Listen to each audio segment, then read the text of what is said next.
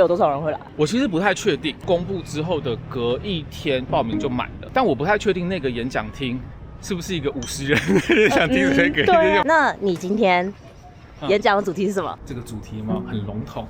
对啊，到底是要讲什么？因为就是我没有准备主题。然后也希望这场讲座放松一下，充电一下，明天再战期末考。你们明天真的期末考？你们在这边做什么？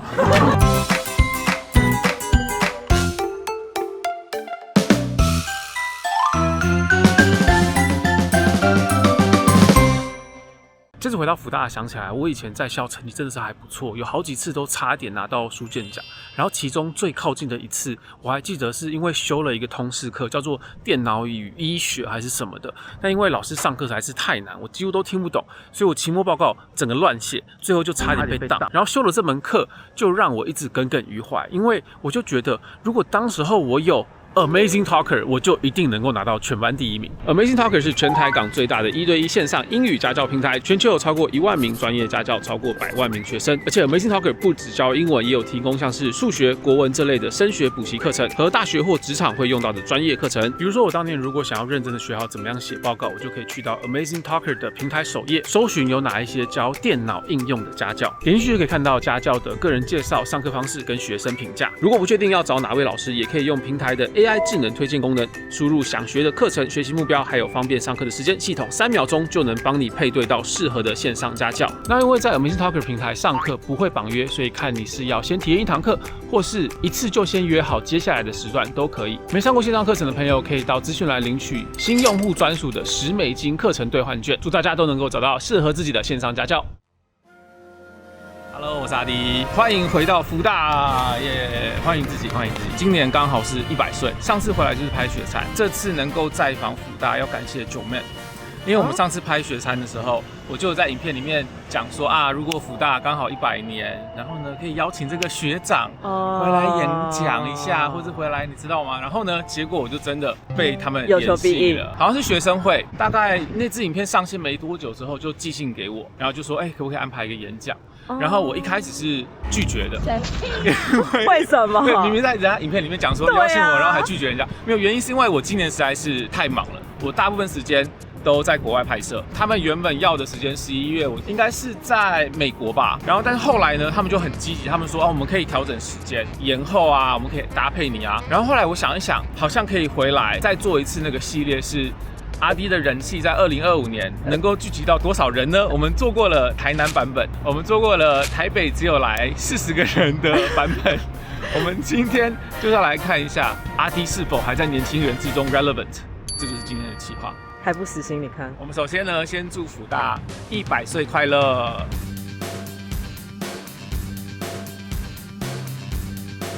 我们现在先去吃个饭，少吃饭，我最喜欢吃的。好。然后对，今天 by the way 是 Amber 跟我一起来，对，没错。对，然后 Amber 会帮我长戒。我来体验一下台湾大学生活。哦，对 ，Amber 的大学不是在台湾读的。对。对 ，Amber 是在美国读大学的。上次那个影片出的时候，有没有同学来？有些同学会说，那个就是阿弟喜欢吃的。阿迪喜欢吃的臊子面，很有名的，代表上次拍的影片，学生们有在看。OK， 好。先打一个强心针。5天在学校的话，我应该有3天都是吃这个，就是这个 set 当做午餐。这个是校外人士也可以来吃的，有捷运站啦，你走进来，因为辅园是离捷运站最近的，走进来就可以直接吃到了。我其实大概每一年都会回来福大至少1到2次，就是回来找系蜜啊，然后可能晃一晃啊，然后每次回来都会看到一些新的东西，都蛮多新改变。然后今年100周年，我觉得感受特别明显，就很多没有看过的东西。喝饭，我其实有一阵子是非常常在校园演讲的，是大概在2016年的时候。那很早以前。大概10年前，一直跑演讲的原因就是我想要宣传我的频道，因为2016年是我刚从正职工作辞职，然后就全职做 YouTube。然后那个时候我最高纪录我1个月可以跑4个学校，等于是我每一个礼拜都有一场演讲，然后几乎都是礼拜5。通常会邀请到演讲都不是在台北，都在可能台中、台南、高雄，高铁下去，高铁回来，就一整天的工作时间就是跑校园，1年当中应该是跑了40所到50所大学，然后也有那种高职。我的策略是 RD 英文，是比较教学类的。当时候的 TA 主要就是学生，然后我每次演讲我都会做一件事情，就是想要请问大家有听过 RD 英文这个频道的这个 YouTube 的举手。从最一开始真的是不到1/10的人举手，然后到2017年的时候，就是我破100万订阅的那一年，讲到后面每一场几乎都是80%都会举手说有听过，有80%都已经知道我了。那我就觉得好像就不用到这么高强度、这么频繁去学校演讲。你最大的一场演讲是哪一场啊？最多人我印象应该是好像是屏东女中吧。哇，很远的屏东。那时候的工作人员说应该是1000个人，整个高三还是就某一个年级的所有人都来听。然后后来到2018年，我的演讲还是有接，但我就是接那种要付门票钱的演讲，所以那个时候可能每一场演讲500、600个同学来。但是每个人都要付个可能100块的门票，然后学生会来办一场演讲，可能是赚个5万块、6万块，就会变成是说，好，那我就是还是继续保持这个演讲的感觉，把它当做是另外一种收入来源。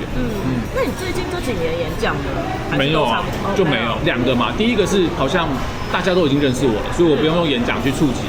然后第二个是我有更多其他赚钱的方式，因为演讲其实你要准备的前置也还是蛮多的，所以到近年来我真的非常少接演讲，所以现在我演讲既不是为了知名度，也不是为了赚钱，就单纯是今天我有想要回馈的对象、帮忙的对象，我才会接。那你这次演讲收多少？这次演讲我没有收啊，我基本上就是跟他说随便，你就给我个车马费，所以好像最后是2000块吧。那你今天演讲的主题是什么？以往刚刚讲的那种演讲，嗯我都是会有一个特定的主题，比如说是我的自媒体之路、外语学习策略。第一个是我都已经讲到烂掉了，然后加上网络上面都有资料，就是会是很多重复的东西。然后再来是我是没有到很想要准备这么久，就还是这个嘛。没有，因为他们都很久以前的东西，我觉得要重新 update 他们，就是要花一点时间。大学生的话，我很想要透过这次的机会跟他们对话，就是要有点跟这个新世代、年轻世代接轨。我想要知道他们的问题是什么，对事情的观点是什么。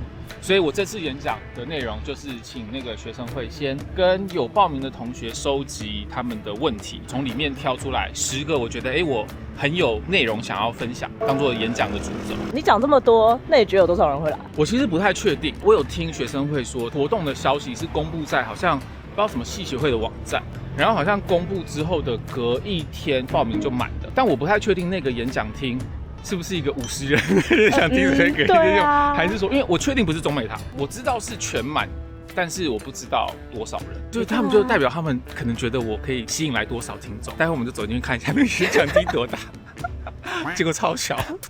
欢迎来到外语学院，我是典型的，我毕业了之后，大学什么东西都盖好了，这一整个外语学院全部都是新的。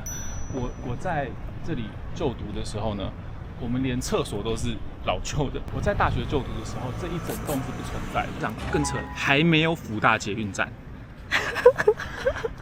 你好可怜多久哦以！前的事情了？杰出校友哎，你是杰出校友吗？我不是啊，我也想要挂红布条。你也想要红布条杰出校友我也想要吗？红布条，我可以自己定制一个，然后把它挂在这外。哦，辅大带给我的启发与影响。哦，这个主题嘛，很笼统。对呀、到底是要讲什么？因为就是我没有准备主题，我就只是跟辅大的 Q&A， 所以最后是这个主题。所以听说是这个 poster 还没有贴上去之前，报名就满了，因为光是网站的报名隔天就已经报不到。你现在讲这么多，铺这么多梗，就是小象就是要很多人，然后到时候就漏气，跟那个一样。我走进去之后，真的是只有50个人的通识教室。对呀、Hello， Julie， Hi Sophie， 英文系办公室。然后这位是 Julie， 她是我们的大家长。然后 Sophie 是我读那个研究所的时候，然后她是也是我的系蜜这样子，百年如一日，每次回来就是我觉得都一样，对，都没有变。因为我今天有拍影片，你有没有什么想要宣传的东西？我们给你1人30秒的时间。1人30秒是。英文系全世界最棒的英文系，欢迎大家来考。可以，同意。当阿弟的学弟，当阿弟或者是学妹，对。嗨，这是我们杰出第2届硕士班室友阿滴，欢迎加入辅仁大学英文系硕士班多媒体英语教学组。签名。可以。他女儿非常的崇拜你。我的天哪！哎，果然回到母校还是有特别待遇的。OK， Thank you very much。因为我待在英文系超级久，这里面呢大概有一半的老师都有教过我。我怕大家觉得我没有准备，好像很随便。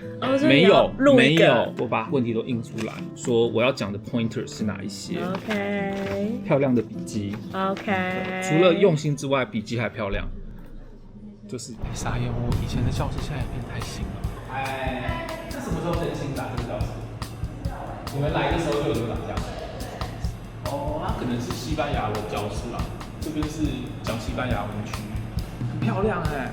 这条走廊就是以前我上主要的课，在3楼，就是可能文学课啊，然后英文课，然后这边有一个我以前午休会偷进去，然后都不会锁门的一个小教室，我会在里面睡午觉。所以阿滴上课会睡觉吗？上课当然睡觉。这边是我以前上那个我硕士的时候上口译课，在这边上，我发现这边开始阴凉，很适合睡午觉。阿滴的专门睡觉室1305，我以前中间没有课啊，什么都偷跑来。以前这里面是一个大的白色的桌子，然后你就可以在这边自习啊、睡觉啊。现在好像功能不太一样。然后这边旁边还有一个新的厕所，我跟你讲，辅大各处的厕所品质不太一样。我在学这边的厕所已经是新改的了，然后我们大家都会用的另外那个是比较旧的，所以我都会来这边睡觉之后，这里是我的生活圈。我们演讲的地方是在国西楼，然后它是在中美堂最大的演讲厅旁边的一个大楼。那个地方我很少去，因为那个边主要是医学院。所以我们来看一下那边的演讲厅长怎么样。对，他刚刚好像有一个现场排队区，好多人哦。但是好像可能报名可能满了之后，然后他们现场就来看，如果还有位置就可以进来。稍等一下，我再带您过去会场。好，谢谢。你们介意露脸吗？你们帮我打码，帮你打码吗？好，那我不要录你。那我问一下，就是阿滴的那个讲座的报名状况怎么样？哦，非常好。你看那边，哦，我看到有很多现场的同学，就是因为没有报名到，然后觉得很可惜，所以来这边直接排队。你说这一区都是就是现场后位吗？好多，等一下有开放一些，可能还有位置，他们就可以进来。其实比我想象中还要多。大家都很期待学长的回归。我回来了。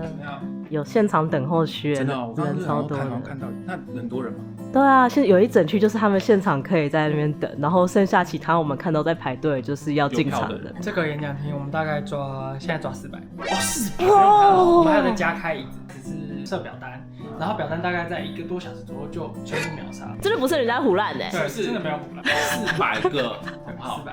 有个人蹲在这里偷吃辅大松饼，他们好贴心，他们准备了2份。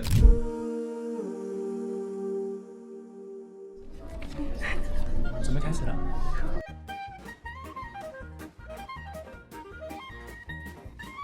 好的，相信大家来到这边都知道，待会将会是哪一位大学长上台为我们分享。那就是辅大英文系毕业的阿滴。那我们今天可以邀请他进来一下。好，那我们第2场比赛，第3张阿滴帅不帅？帅。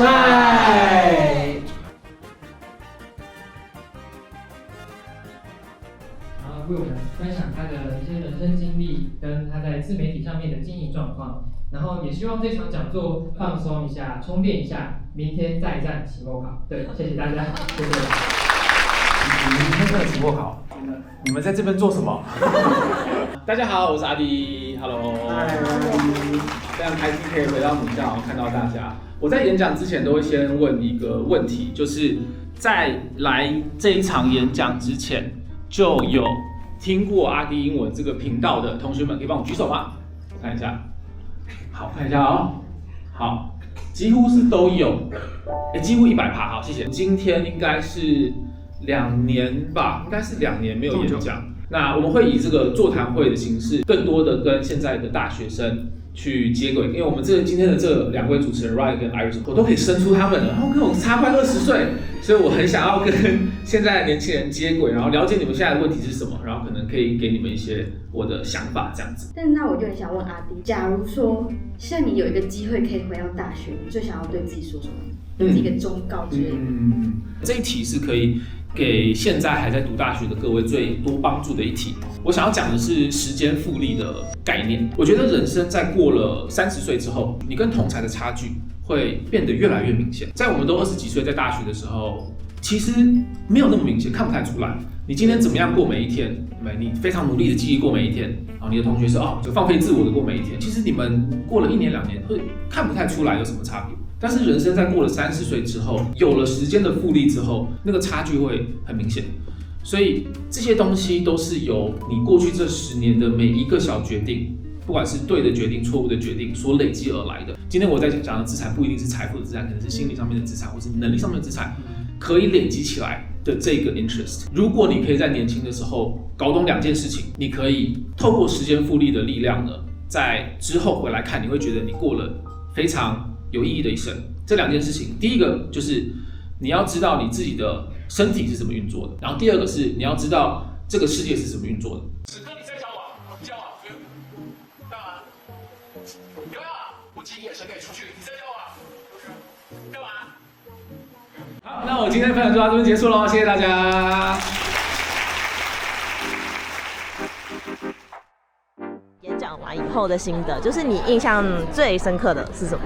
我觉得我刚才有跟阿丁说，就是时间复利，时间复利，时间复利，时间复利。现在做的每一件小小的事情，现在可能不会有什么感觉，但是如果放远来看的话，说不定真的就可以看出我跟同侪哪里不一样。分享他的一些财务观念，因为其实大部分的人现在对于赚钱的方式，其实都还是稍微停留在于劳力换取财务的状况。所以他今天可以提到一些关于像是时间复利，或是一些投资理财的观念，我真的觉得是很强大的一个收获。本身就英文专业，然后又去学意大利，甚至还有去学台语。像阿迪这么忙的人，然后他在时间规划上面是真的就是规划的很好，就是像坐车的时间，他就是会拿来学习一些。就是我很喜欢阿迪讲的要照顾好自己的身体。我现在其实就算可能比较早睡，没有像别人玩到这么晚，但是我可能收获的是我以后会比较更多的健康的余裕，可以去做我想要做的事情。他说他把前一段比较低潮的经历拿出来分享，他觉得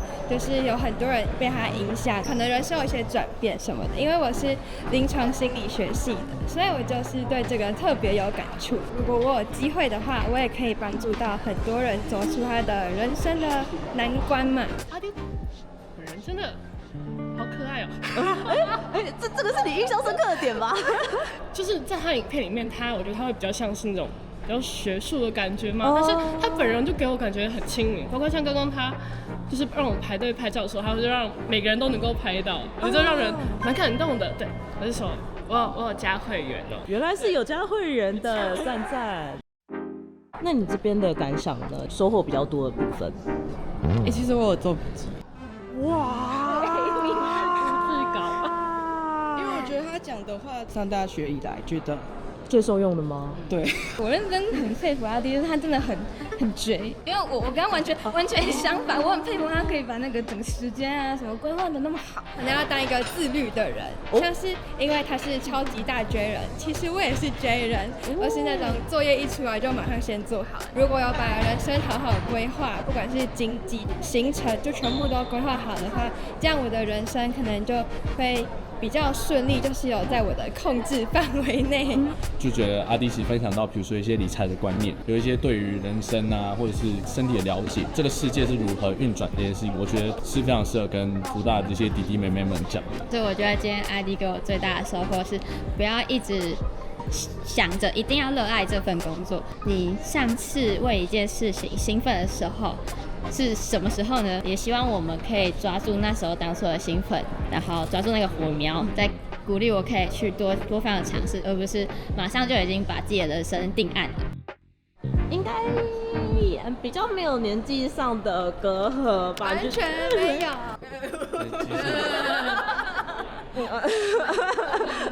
不好说。我们算是接近00后，没有啦，我就觉得阿迪分享都很实际啦。